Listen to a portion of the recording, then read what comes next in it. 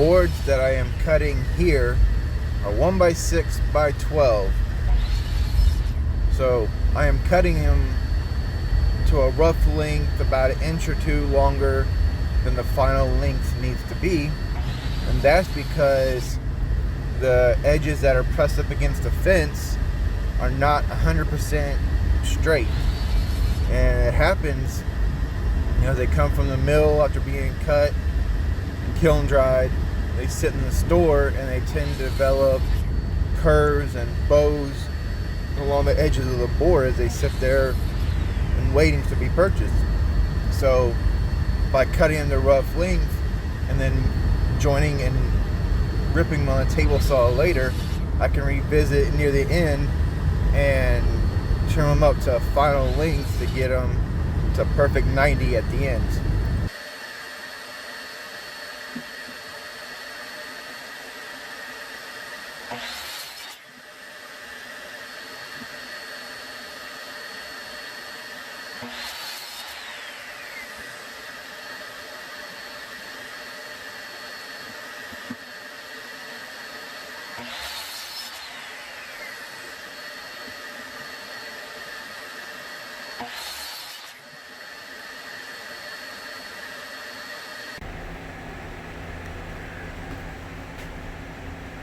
So here is what is going on with the project that I'm making. It'll be 4 shutters all together, 2 sets. These 3 boards here are going to make 1 shutter, so on. They're going to be jointed to get rid of any rough edges and get a flat straight line. And then we rip at the table saw to get their final width. All these boards right here, these cutoffs, will be the battens that go across something like this to give the shutter its final look. And the end result will look something like this.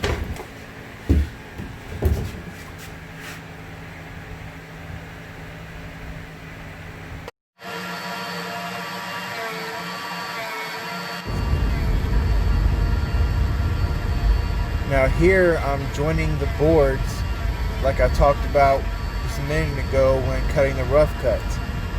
And what's going on as I'm passing the boards across the bed pressed up against that fence there and back, there's a small cutter head on there with 2 blades, and what they're doing, they're spinning about 2,000 RPM or so, and they're taking off about a 32nd of an inch on each pass. And what it's doing when it does that is it, 1, eliminates any curves in the wood, 2, it cleans up the edges of any debris or defects, and 3, it gives me a perfect straight line that I can use as a reference point as I'm ripping the boards down to their final width later on. And when I put the project together, there will be no gaps in between the boards due to curved edges or a defect or a piece of debris sticking out on the sides.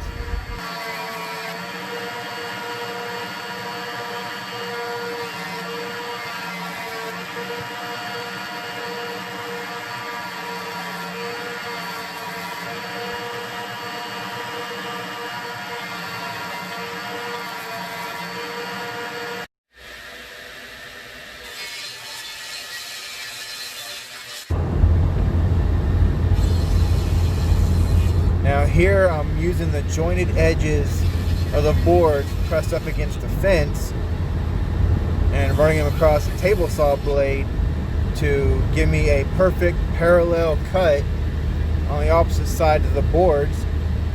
And it's also removing the factory edge that it was put on there because these boards are not 100% accurate or perfect coming from the mill after they've been surfaced and planed and kiln dried there. So by doing this, it eliminates a lot of those imperfect edges and defects. And once we're done with these, then we'll flip the boards over, put the cut side against the fence, and rip them down to the final width.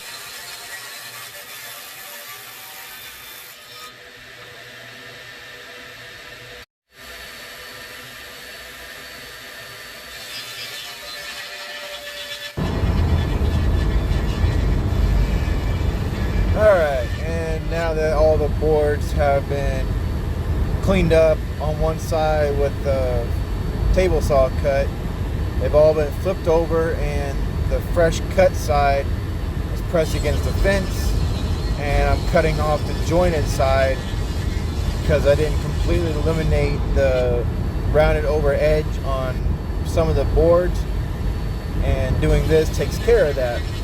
It also makes it easier to work with later on. You'll have any dips in the boards from the edges or round overs or anything like that. Is get a perfect flat cut all the way down.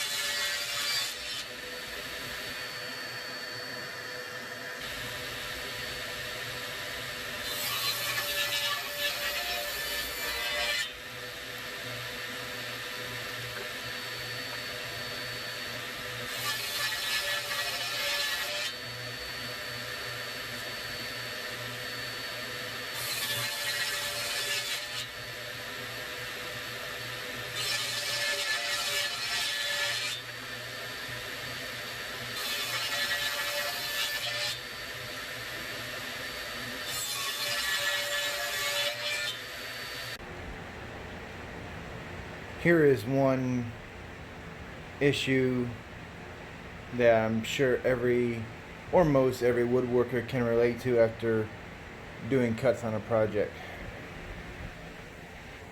Yep, I can use those for later.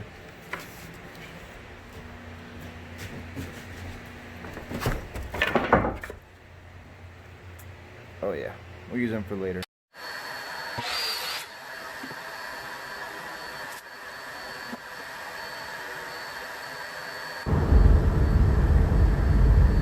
Now that I have two parallel sides on all the boards, it's time to take them back to the miter saw and cut them all down to final length. And first process in doing that is to cut off a small sliver off one end of each board to get that perfect 90-degree cut there. And then I press them up against the stop block that I set up at the other end of the work area with the clamp, and then it's measured out to the length that the boards need to be. And so all I have to do is just cut off the one end slide them down, cut the other end, and I get the exact same measurement every single time.